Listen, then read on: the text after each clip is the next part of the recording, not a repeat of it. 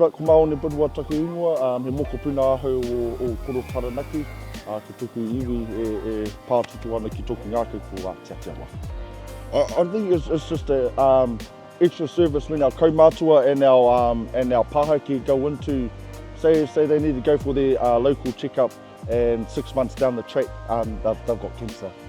And I wonder how come you didn't pick that up about 6 months ago if you used the health service that our whānau had come in early.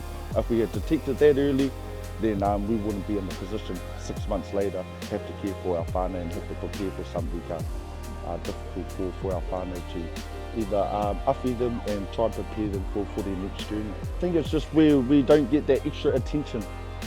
I think that's probably the main one, is that our whānau just go in there and we're not the doctors, ko rātou.